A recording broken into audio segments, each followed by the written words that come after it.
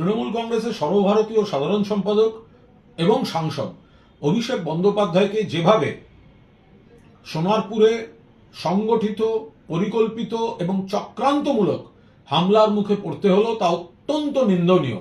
আমরা দলের তরফে এর তীব্র নিন্দা এবং প্রতিবাদ করছি। কোথায় ছিল পুলিশ, কোথায় ছিল প্রশাসন যখন তিনি যাচ্ছেন একজন সাংসদ আগাম জানিয়ে দিয়ে কার উপর হামলা হচ্ছে?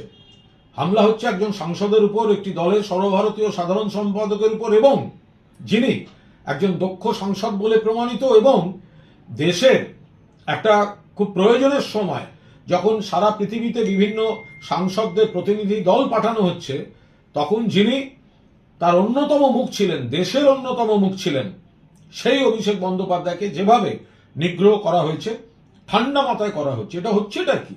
তাহলে পুলিশ কি করছিল? কেন্দ্রীয় বাহিনী কি করছিল?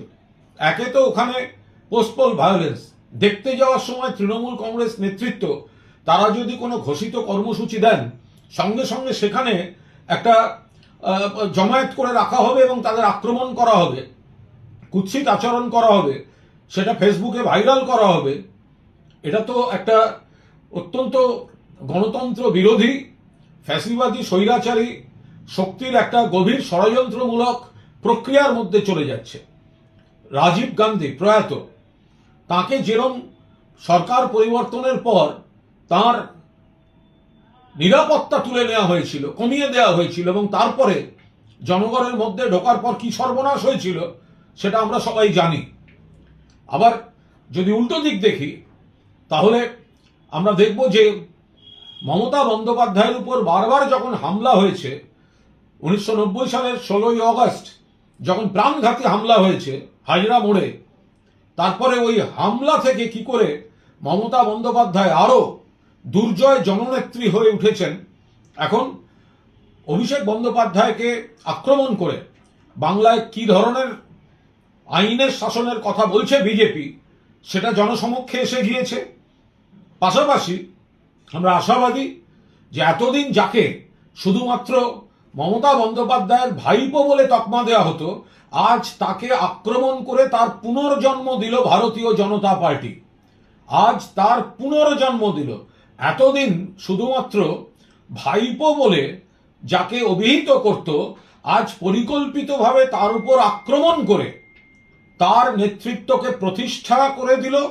এবং অভিষেক বন্দ্যোপাধ্যায় তার স্নায়ুযুদ্ধে আজকের দিনটিকে যদি অতিক্রম করে আসতে পারেন, তার নমুনা আমরা এখনই দেখতে পাচ্ছি, তার ইঙ্গিত দেখতে পাচ্ছি।